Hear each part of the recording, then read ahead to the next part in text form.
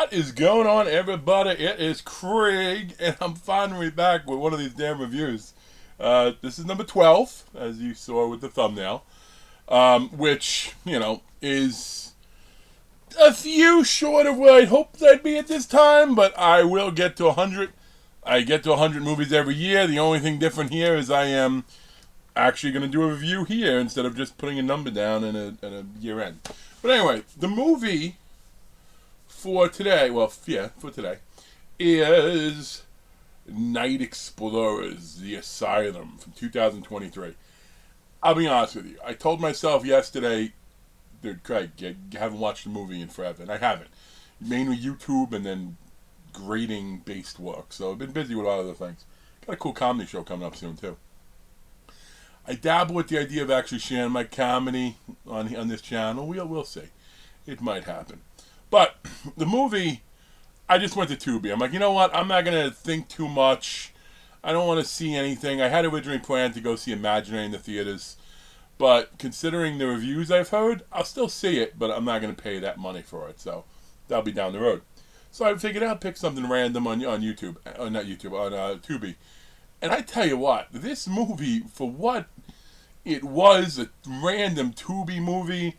It was about, the quote-unquote ghost hunters in a very scary, haunted place. It's a very formulaic, but to me, just because something's formulaic, I guess, doesn't mean it can't be good. And in this case, this movie wasn't just good. It was actually pretty good.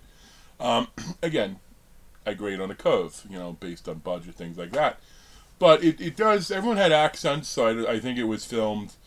It was definitely filmed out of country. I don't know if they're all English actors or from that area. I guess technically that opens up a lot of terrain. But I tell you what, this movie, the person who I guess emerged as the main character, he kicked ass. Now, he may or may not survive, and I'm telling you that not as a spoiler because it is open-ended at the end, so you'll see that, which I don't love open-ended sometimes, but in this case, it kind of fits.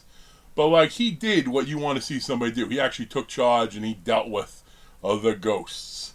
I am going to give you a partial spoiler right now, so if you want to go back and see this movie first, here's the spoiler. They're not ghosts. They're former patients who stayed in the asylum and are very much satanic. And I say that because there's satanic rituals and all that everywhere. But that said, that used to be my biggest fear. Like when I was younger, I used to do stuff like that. I was not ghost hunting. Essentially, me and some of my friends, we just trespassed. I'm from New Jersey, so there's a magazine called Weird New Jersey, and we would pick certain places. We were in some cemeteries.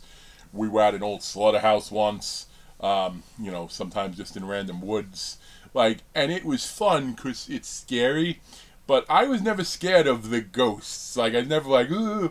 I was scared of the crazy homeless guy. In this case, instead of the crazy homeless guy, you're dealing with and I'm not being offensive when I say that. I'm not all homeless. I'm saying in this case, that's what I was scared of. Nice homeless guys, that's cool. But in this case, they were crazed former patients who were tortured and then, did what they did.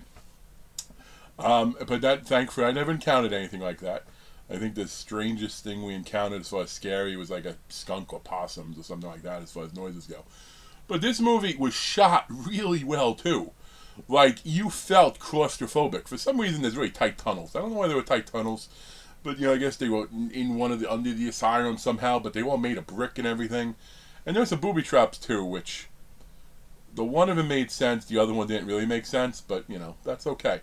But the cinematography, it was shot really well. The acting, considering I wasn't familiar with anybody, doesn't mean they're not in other stuff. This is a low budget movie. It definitely was not a micro budget or anything like that. The people knew what they were doing, But it was a fun movie, and the kills were not overly complicated aside from one of the booby traps. But it was fun, and you bought into it. I'm actually going to look into this director, and I want to see what else he's done. Because I think, for me, there's two types of movies. Shark movies, and the movies like The Asylum and Ghost Hunters, that have potential no matter how formulaic they are. I am actually going to give this a 6.25, which, if you've been watching, that's a lot, especially for this type of film. I went ahead over by a few seconds, but considering I haven't been around in a while, I guess that's okay. Please, those of you watching, make some suggestions in the comments. I will tell you, next on my list is They Made Us Kill Us, which is the Scott Taylor Compton movie. I think I referenced I was going to watch that too. And I might watch probably Project Abigail, which is a Danielle Harris movie, but I think she might just be a voice of a computer, sort of like the voice of the, was it the child they called in Resident Evil? I forget whatever they called in Resident Evil, but something like that. But we'll see. But anyway, as always, thanks a lot, folks. I appreciate it. And I promise you the next one will actually come this week. So we will get to 100 by hook or by crook. Peace.